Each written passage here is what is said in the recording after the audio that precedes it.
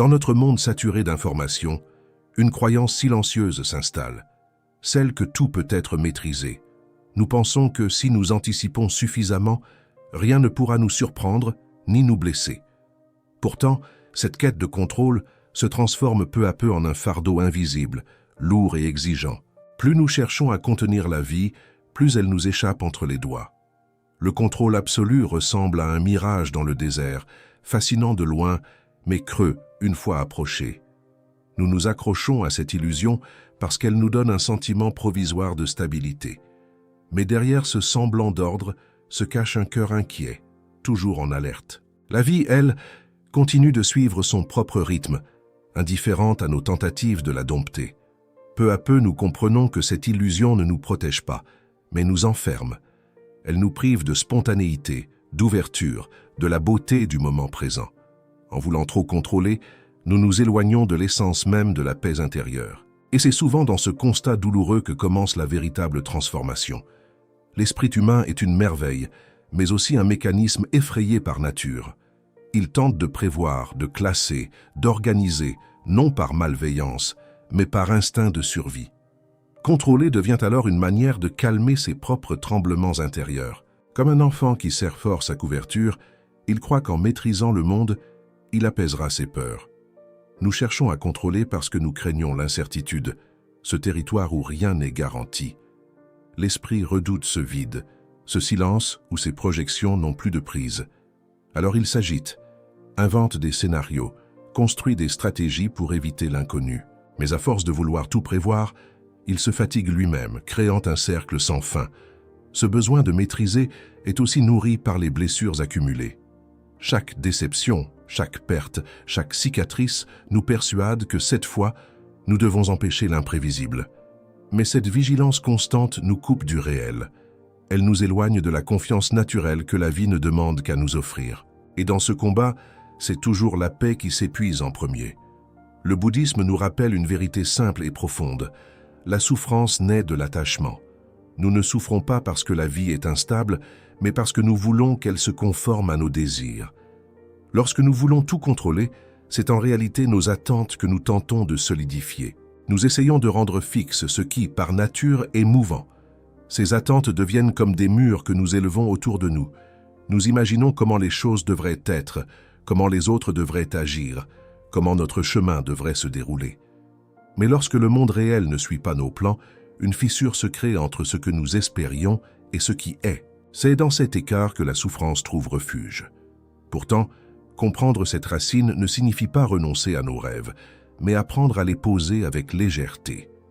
Laisser la vie respirer autour de nous, sans la forcer à entrer dans un cadre rigide. En relâchant nos attentes, même juste un peu, nous découvrons que le monde ne s'effondre pas.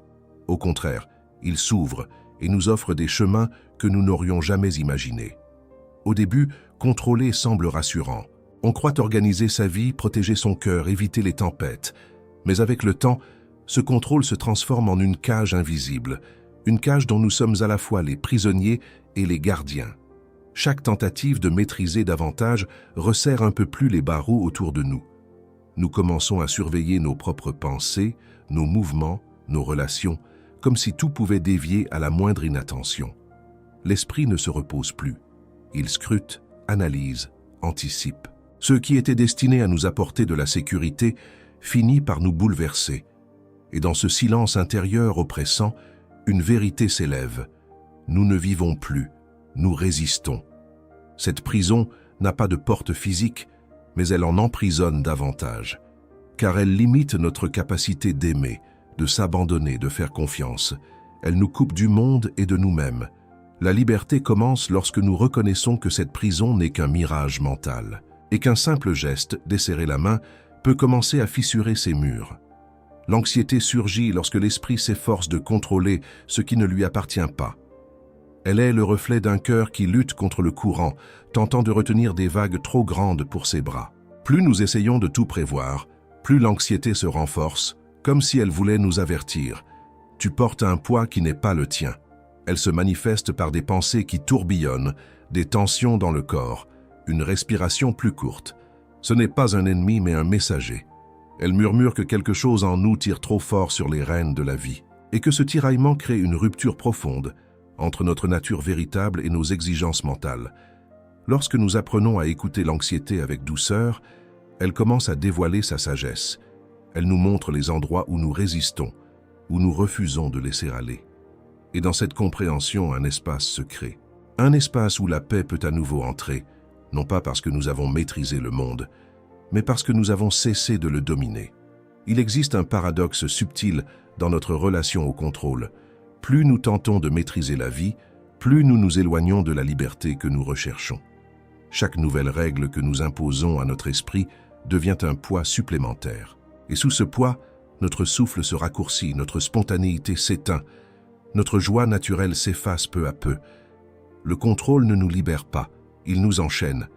Il nous oblige à rester vigilants, tendus, prêts à intervenir à chaque imprévu. Nous ne vivons plus le moment présent, nous le surveillons, et en surveillant la vie, nous cessons de l'habiter pleinement. La liberté, elle, ne demande rien, si ce n'est l'ouverture à ce qui est. Lorsque nous relâchons ce besoin de tout maîtriser, un espace immense s'offre à nous. Cet espace n'est pas vide, il est rempli de possibilités, de souplesse, de respiration. Abandonner le contrôle ne signifie pas perdre le pouvoir, mais retrouver une forme de liberté intérieure qui ne dépend de rien d'autre que de notre propre confiance. Nous cherchons à contrôler parce que nous croyons quelque part qu'il existe une sécurité parfaite, une sécurité où rien ne nous manquerait, où rien ne nous blesserait, où rien ne pourrait s'effondrer. Mais cette vision est un mythe, une construction de l'esprit terrifié par la fragilité de l'existence. Aucun être vivant n'échappe à la perte, au changement, à l'impermanence. La peur de perdre intensifie ce besoin de contrôler. Nous pensons qu'en gardant tout serré, rien ne nous sera arraché. Pourtant, plus nous serrons, plus nous souffrons lorsque la vie, fidèle à sa nature, change de direction. La perte devient douloureuse non parce qu'elle est inattendue, mais parce que nous avons refusé d'accepter qu'elle fasse partie du chemin. Lorsque nous admettons que la sécurité totale n'existe pas, un apaisement paradoxal surgit. Nous cessons de lutter contre l'inévitable. Nous commençons à aimer avec plus de tendresse, à vivre avec plus de présence, à chérir ce qui est sans le posséder. Et dans cette acceptation, une forme plus profonde de sécurité se révèle, celle de l'esprit en paix avec le mouvement constant de la vie. L'esprit humain adore créer des scénarios. Il imagine l'avenir, réécrit le passé, construit des mondes entiers pour anticiper ce qui pourrait arriver. Ce mécanisme aurait pu nous protéger, mais il finit souvent par devenir une source d'angoisse, car les scénarios que l'esprit invente ne reflètent pas la réalité, mais ses propres peurs amplifiées. À force de vouloir se protéger, l'esprit développe des histoires où tout menace de mal tourner. Il joue le rôle d'un garde nerveux qui voit des dangers partout. Et plus il invente, plus il alimente son propre tourbillon.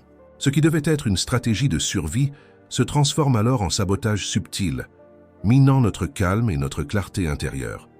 Lorsque nous observons ces scénarios avec lucidité, nous découvrons qu'ils ne sont que des constructions mentales. Rien de plus. Ils ne détiennent aucune vérité solide. Les reconnaître comme tels, c'est déjà desserrer l'étau qu'ils exercent sur nous. En les laissant passer comme des nuages dans un ciel vaste, nous retrouvons accès à une sagesse intérieure qui ne dramatise rien et accueille tout. Le bouddhisme enseigne une sagesse simple, mais profondément libératrice. Laisser couler. Non pas fuir, non pas abandonner, mais cesser de s'agripper. Laisser couler, c'est reconnaître que la vie possède une intelligence qui dépasse nos plans. C'est s'autoriser à être porté par quelque chose de plus vaste que nos pensées. Lorsque nous laissons couler, nous cessons de résister. Nous permettons au flux naturel des événements de s'exprimer, même lorsqu'ils bousculent nos attentes. Ce geste intérieur demande du courage, car il implique de faire confiance à ce que nous ne contrôlons pas. Mais cette confiance est précisément ce qui ouvre la porte à la paix profonde. Laisser couler ne signifie pas se résigner, mais s'aligner. C'est un acte d'humilité et de lucidité. C'est comprendre que nos tensions ne changent pas la réalité, mais qu'elles changent la qualité de notre expérience. En relâchant la crispation intérieure, nous découvrons une douceur nouvelle. Une douceur qui nous accompagne même dans les défis, parce qu'elle ne dépend pas du résultat, mais de notre état d'être. Lorsque nous explorons notre besoin de tout maîtriser, une question essentielle se pose. Qu'est-ce qui est réellement sous notre contrôle? La vérité est surprenante, très peu de choses. Les pensées apparaissent, les émotions surgissent, les situations se transforment. Ce que nous contrôlons véritablement, ce sont nos actions conscientes, notre attitude et l'ouverture de notre cœur. Reconnaître cette limite n'est pas une faiblesse, mais une libération. Cela nous permet de concentrer notre énergie là où elle a un véritable impact. Nous cessons d'épuiser notre esprit à vouloir modifier des éléments qui n'ont jamais dépendu de nous. Et cette redirection transforme profondément notre manière de vivre. Lorsque nous nous ancrons dans ce que nous pouvons vraiment maîtriser, notre intention, notre présence, notre façon de répondre aux situations, nous retrouvons un pouvoir authentique. Non pas un pouvoir qui domine, mais un pouvoir qui éclaire. Et dans cette lumière, la vie devient moins un champ de bataille et davantage un espace d'apprentissage, de transformation et de paix. Accepter n'est pas se résigner, ni renoncer à ses rêves. Accepter, c'est reconnaître la réalité telle qu'elle se présente, sans la déformer avec nos attentes. Ce geste intérieur allège l'esprit, car il lui retire la charge impossible de lutter contre ce qui est déjà là. On découvre alors une liberté nouvelle, une liberté qui s'épanouit dans la clarté. Lorsque nous cessons de confondre acceptation et faiblesse, un espace s'ouvre dans notre cœur. Nous comprenons que l'acceptation n'est pas un non, mais un oui à la vie, telle qu'elle se manifeste. Ce oui ne nous prive pas de mouvement, au contraire. Il nous donne l'élan de répondre avec sagesse plutôt qu'avec résistance. Et cette sagesse transforme profondément notre relation au monde. Accepter signifie aussi déposer les armes invisibles que nous pointons contre l'existence. Ces armes sont faites de peur, d'exigence, d'illusion de contrôle. En les posant, nous ne devenons pas vulnérables, mais authentiques. Nous accueillons chaque instant comme un maître, chaque situation comme une opportunité, et le simple fait de respirer devient à nouveau un acte de paix. Les attentes sont comme des sacs lourds que nous transportons sans même nous en rendre compte. Elles influencent notre vision, nos réactions, nos émotions. Nous attendons que les autres agissent selon nos désirs, que les choses suivent nos plans, que la vie obéisse à notre script intérieur. Et lorsque cela ne se produit pas, nous ressentons frustration, déception ou colère. Ce poids invisible crée une tension constante. Il rétrécit notre champ de vision, nous empêchant de voir la beauté du moment présent. Tant que nos attentes dirigent notre esprit, elles nous éloignent de la réalité telle qu'elle est. Et plus nous nous accrochons à ces projections, plus il devient difficile de ressentir la paix véritable, celle qui naît de la simplicité. Reconnaître ce poids est le premier pas pour s'en libérer. Lorsque nous prenons conscience de nos attentes, elles perdent leur pouvoir sur nous. Nous commençons à les relâcher doucement, comme on desserre une corde trop tendue. Et dans ce relâchement, une légèreté nouvelle se manifeste, une légèreté qui nous permet enfin d'avancer sans nous épuiser. Il arrive un moment où l'on comprend que certaines choses ne sont pas faites pour être tenues, ni contrôlées. Lâcher prise devient alors un acte de compassion envers soi-même. En libérant ce que nous agrippions, nous libérons aussi l'énergie stagnante qui alourdissait notre cœur. Et dans ce mouvement intérieur, une paix douce commence à percer. Lâcher n'est pas perdre, c'est permettre.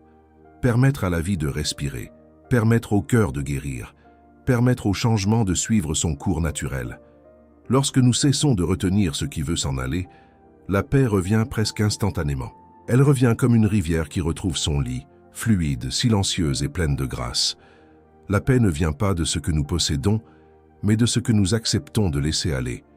Chaque chose déposée, chaque attachement relâché, devient une porte ouverte vers un espace intérieur plus vaste. Et dans cet espace, nous découvrons la simplicité d'exister sans lutter, la sérénité de marcher sans être tiré en arrière.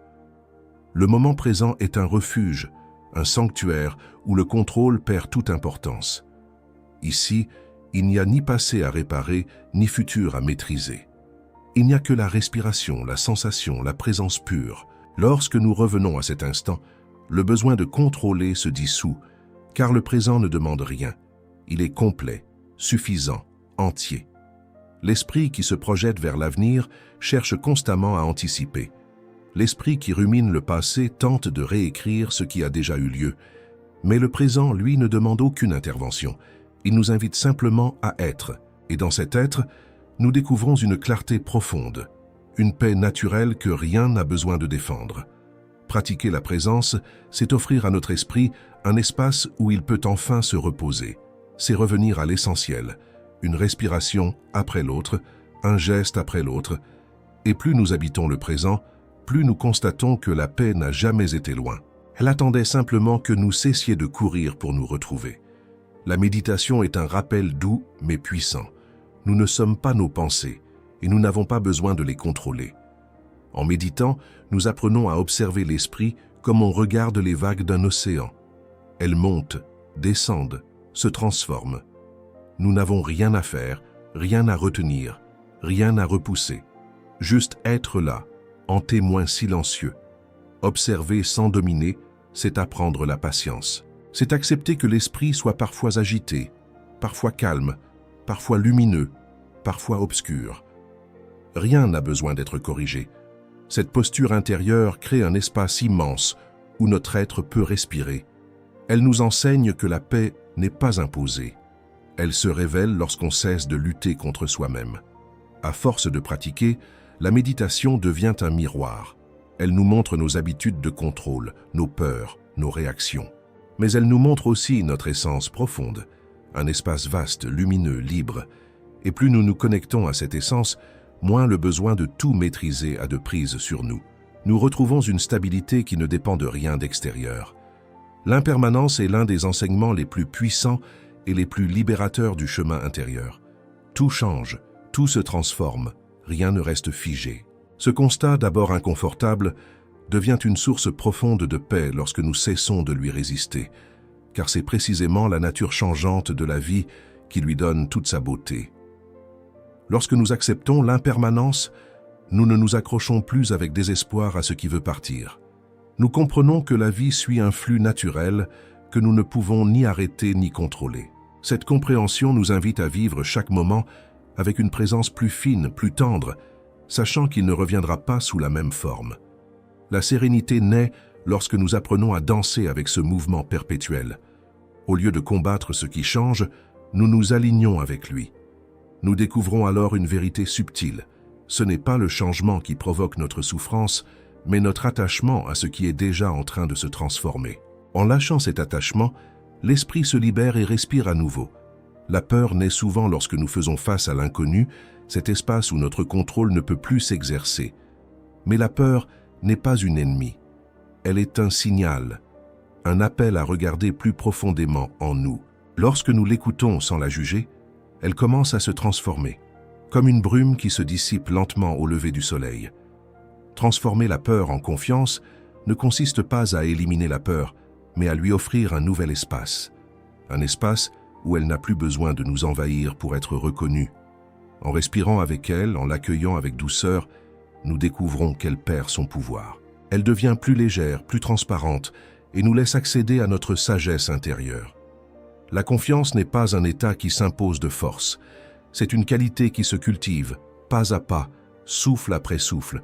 Elle naît lorsque nous comprenons que la vie ne nous demande pas de tout contrôler, mais de nous ouvrir à son mouvement. Et dans cette ouverture, une force tranquille se révèle, une force qui nous accompagne même lorsque le chemin semble incertain. Il existe une grande différence entre l'autocontrôle conscient et le contrôle compulsif. Le premier est un acte d'alignement intérieur. Le second est une réaction de peur.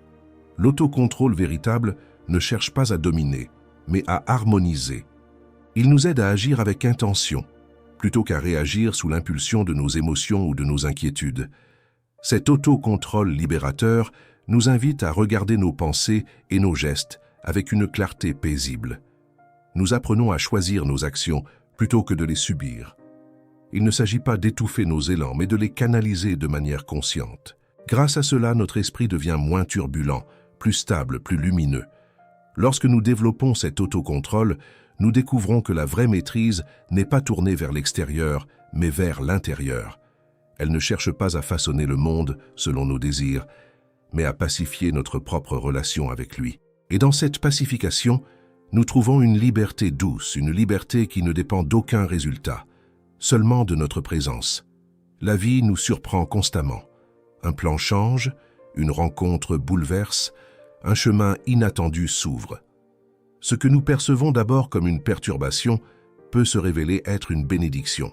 Mais pour le voir, nous devons accepter de déposer nos attentes rigides et accueillir l'inattendu comme un guide discret, porteur de nouvelles possibilités. Chaque surprise ouvre une brèche dans notre contrôle, une ouverture où la vie peut nous enseigner quelque chose que nous n'aurions jamais appris autrement. Ces instants nous montrent que nous ne sommes pas les architectes absolus de notre destin. Ils nous rappellent que la vie est plus vaste que nos plans, plus créative que nos projections, plus sage que nos anticipations. Lorsque nous apprenons à embrasser l'inattendu, nous découvrons une forme de joie subtile, une joie qui ne dépend pas de la prévisibilité, mais de la confiance en ce qui se présente. Ainsi, le non-prévu cesse d'être un ennemi et devient un allié. Il élargit notre horizon intérieur et nous offre des chemins que notre esprit n'aurait jamais osé imaginer. Le lâcher-prise n'est pas un acte brusque, mais un geste intérieur délicat, presque silencieux. Il se produit lorsque nous reconnaissons que notre tension ne nous sert plus, lorsque nous comprenons que tenir n'apporte pas de sécurité, mais de la fatigue. Alors, doucement, nous ouvrons la main et ce geste simple libère une énergie immense. Lâcher prise consciemment signifie voir clairement ce que nous contrôlons et ce que nous ne contrôlons pas. C'est choisir de relâcher la lutte sans relâcher la présence. Ce n'est pas un abandon du chemin, mais un abandon de la résistance. Et dans cette absence de résistance, quelque chose en nous s'apaise, s'ouvre et retrouve son axe. La sagesse du lâcher-prise n'est pas théorique. Elle se vit, souffle après souffle, étape après étape. Chaque fois que nous relâchons un attachement inutile, notre cœur s'allège. Chaque fois que nous décidons de faire confiance, la paix s'installe un peu plus profondément. C'est ainsi que le lâcher-prise devient un art de vivre, un art de se libérer. La paix ne s'impose jamais de l'extérieur. Elle naît dans l'espace intérieur que nous cultivons. Lorsque notre esprit est encombré de peur, d'attente et de résistance, il n'y a simplement pas assez de place pour qu'elle s'installe. Créer un espace intérieur signifie donc apprendre à libérer ce qui alourdit. C'est offrir à notre monde intérieur une respiration nouvelle. Cet espace n'est pas un lieu vide ou solitaire. Il est un sanctuaire, un terrain fertile où la clarté peut germer. Pour le créer, nous devons ralentir, écouter, observer. Nous devons nous donner la permission de ne rien contrôler, ne rien forcer, ne rien anticiper. C'est dans ce relâchement que la paix commence à s'approcher, douce et discrète. Lorsque cet espace intérieur s'élargit, nous ressentons une transformation subtile. Les tensions se dissolvent, les pensées s'apaisent, les émotions deviennent plus fluides. Ce n'est pas un miracle soudain, mais un retour vers notre nature profonde. Une nature qui a toujours été paisible, mais qui avait été recouverte par le bruit du contrôle et des attentes. Affaiblir le réflexe de contrôle ne demande pas un combat, mais une pratique régulière, empreinte de douceur. Une première méthode consiste à revenir à la respiration. Observer l'air entrer et sortir sans tenter de le modifier nous entraîne naturellement vers l'acceptation. C'est un exercice simple mais puissant qui apprend à l'esprit à ne plus diriger, seulement accueillir. Une autre pratique consiste à se laisser surprendre volontairement. Faire une promenade sans destination précise, laisser quelqu'un choisir pour nous, accepter de ne pas tout planifier. Ces petits gestes apprennent à l'esprit que l'inconnu n'est pas une menace. Ils créent des espaces où la vie peut s'exprimer librement, sans notre intervention constante. Enfin, cultiver la gratitude transforme profondément notre relation au contrôle. En appréciant ce qui est, au lieu de vouloir ce qui devrait être, nous apaisons notre mental. La gratitude fait fondre la rigidité intérieure et nous aide à voir la beauté de l'instant. Et lorsqu'on voit cette beauté, le besoin de tout maîtriser s'adoucit naturellement. Une vie vécue avec confiance possède une légèreté presque palpable. Elle ne dépend pas d'une absence de difficulté, mais d'une attitude intérieure qui accueille chaque expérience avec ouverture. Lorsque nous cessons de resserrer nos mains autour de tout ce que nous craignons de perdre, nous découvrons que la vie circule plus harmonieusement à travers nous. La lourdeur disparaît peu à peu. Cette légèreté se manifeste dans nos gestes, nos pensées, notre façon d'être avec les autres. Nous devenons moins réactifs, moins sur la défensive, moins prisonniers de l'anticipation. Nos journées gagnent en fluidité, en simplicité. Même les défis semblent moins menaçants car ils ne se heurtent plus à un mur de résistance intérieure. Vivre avec moins de tension c'est laisser la vie devenir un partenaire plutôt qu'un adversaire. C'est comprendre que nous n'avons pas besoin de tout maîtriser pour être en sécurité. La confiance crée un espace où l'esprit peut se reposer, et ce repos nourrit une joie discrète, mais profonde. Une joie qui murmure. Tu peux avancer sans crainte. Tu es porté. Lâcher prise demande une force intérieure immense. Il est bien plus facile de s'accrocher, de contrôler, de résister, que de s'abandonner à l'inconnu. C'est pourquoi lâcher prise est un véritable acte de courage spirituel. Ce courage ne se montre pas dans le bruit ou la puissance, mais dans la vulnérabilité acceptée, dans la confiance offerte à la vie. Ce courage se manifeste lorsque nous décidons de regarder nos peurs en face, sans leur obéir. Lorsque nous choisissons de déposer ce fardeau que nous avons porté si longtemps, même si nous ne savons pas encore ce qui nous attend. C'est un geste intérieur qui dit « Je me fais confiance, je fais confiance à la vie ». Et ce geste a le pouvoir de transformer toute notre existence. Lâcher prise crée un espace où notre essence véritable peut émerger. Un espace où la tension se dissout, où le cœur s'ouvre, où l'esprit devient clair. C'est un acte profondément spirituel, car il nous reconnecte à notre nature la plus authentique. Il nous rappelle que nous ne sommes pas faits pour vivre prisonniers de la peur, mais pour marcher dans la liberté intérieure. La véritable liberté n'est pas l'absence de limites, mais l'absence de résistance. Elle apparaît lorsque nous cessons de lutter contre le cours naturel des choses. Vivre en harmonie avec le flux de la vie, c'est comprendre que tout change, que tout évolue, que tout suit un mouvement plus vaste que nous. Et accepter ce mouvement nous libère profondément. Cette harmonie ne se trouve ni dans le contrôle, ni dans la passivité, mais dans une danse consciente entre action et lâcher prise. C'est reconnaître quand agir et quand s'abandonner, quand avancer et quand écouter. Cette danse intérieure nous ouvre à une forme de sagesse intuitive, une guidance qui ne vient pas du mental, mais du cœur. La liberté véritable est un état d'être. Elle se manifeste lorsque nous faisons confiance au flux de la vie, lorsque nous nous laissons porter plutôt que de nous accrocher. Alors, chaque instant devient une opportunité d'apprentissage, de transformation et de paix. Et dans cette harmonie, nous découvrons que la vie n'a jamais été un ennemi à maîtriser, mais un chemin à embrasser.